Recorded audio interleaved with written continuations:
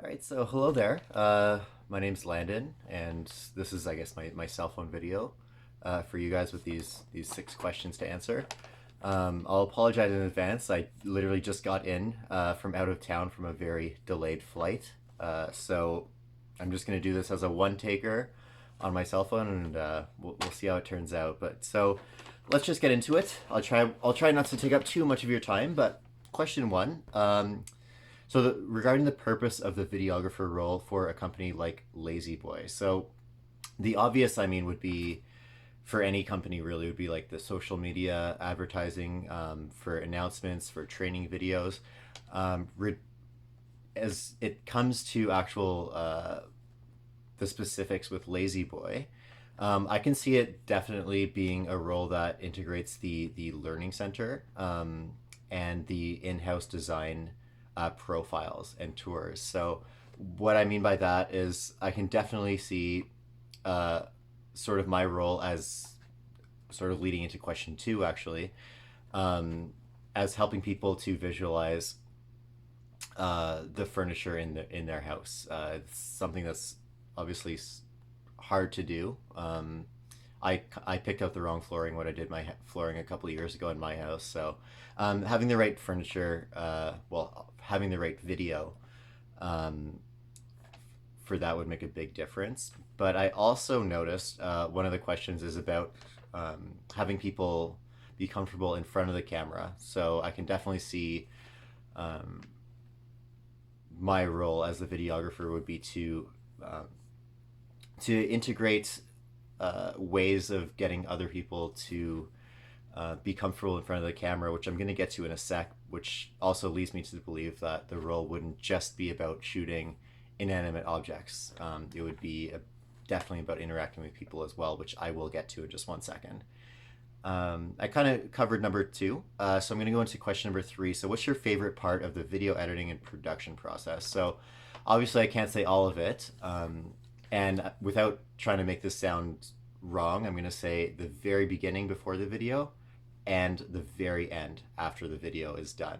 And I say that because one of my favorite aspects of being a videographer is when the video is done, taking a step back, looking at it, and realizing the impact that it can have on people's on the use that people can use from it and the entertainment they can get from it, or etc.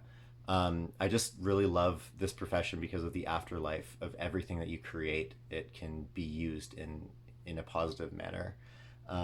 In terms of the actual process, I just think the what I said before, the beginning of the video as well, just visualizing how it's going to turn out in the very end, is where I think I thrive the most. Like when you can be creative in the process of thinking about how this project will start and finishing up to the end. I think that's again where I thrive the most, is where it's that creative process. And anyway, yes, I think you know what I mean. Number four. So, do you have the ability to produce 3 to 4 4-minute videos per week, and how would you accomplish this? So, the short answer would be yes. I mean, I like to think of myself as a very hardworking person. I've done this type of stuff before, but how I would accomplish that is with very careful planning before the shoot. It's very, very important. No matter if I'm shooting something that's 20 seconds or if I'm shooting something that's like a short film or even working on a set for like a feature length. I always have a shooting schedule. I always know exactly what shots I need to get. Um, and of course, I have my own home editing studio as well. So I would be working in the editing process and the post process as well. I'm assuming from home as well. But yeah, the biggest thing is going into the day knowing exactly what you want to get while also being flexible on set or whatever you want to call it, um, for adding in certain things that you think might work that you might not have thought about before. So shooting schedule is a big thing. Two more questions. How do you help someone get comfortable in front of the camera? And so first of all, yes, I mean, I'm personally not a person that is comfortable in front of the camera. I like being behind the camera as well. Um, but that being said, I have done my fair share of on camera stuff as well. But how do you make people get comfortable? So um, this relates to sort of my photography work as well. So I do a lot of school photography, as you might have seen in my resume. But with that, I'm working with kids all the way to teachers that just do not want to get their picture taken. And I've also worked with obviously people in video that just do not want to be on camera. Um, the best thing to do is just to make your presence known, make them feel comfortable, in the sense that you can tell a couple jokes. I like to just be very personable with the on camera people, especially if they've never done it before. For an example, I was on a set a couple weeks ago, where it was like a training video for some sort of company, and they just basically, the director's command was, look up as if you're inspired, as like a slow mo type of shot. And I watched him very carefully, and he was really just being fun about it. He wasn't saying you're not looking inspired enough. He was making a joke about the whole thing, because for them, um, it's a hard thing to do, to be on camera. And when you can just relate to them on a personal level, I think that's the biggest thing. And I think that's actually one of my core strengths, is really relating to people, to get them sort of comfortable on camera. That might come down to letting them see the footage afterwards, and redoing it if they don't like it. But yeah, be yourself, be personable, I think, is the biggest thing. And last question, because I see I'm running into 7 minutes, I tend to talk a little bit. Repetitive and structured parts. How will you cope with that?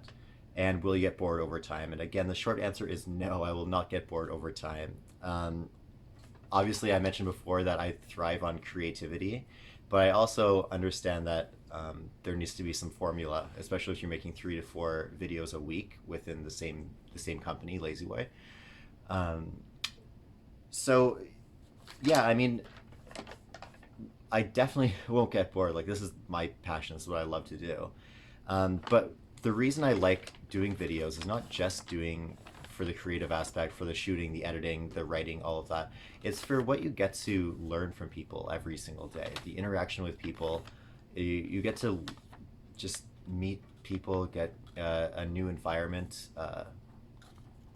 and yeah, basically, I'm completely fine with doing the same sort of formulaic video, uh, especially if there's 3 to 4 a week. And yeah. Anyway, so basically, last words that I will say is, I've worked on a bunch of different, like film sets, dance recitals. I do a lot of stuff for Carleton University. I do a lot of driving with my school of photography. I go to the Valley all the time. So I think it's really important to continually learn. That's what I got from becoming a videographer. But I also think it's important to note that at this point in my career, as you would say, I've been doing this for about a decade now, and I really do believe that at this point in my career, again, just using all of my experiences from all different things, I think it will really, really help in this position, this specific position, being with La-Z-Boy, and with the different videos that I would hope to create, and the good content. Sorry, I have my dog right here. That we can create together. So anyway, so I won't drag it on longer than I have, but I hope that you've gotten enough from those 6 answers that I gave you, and hopefully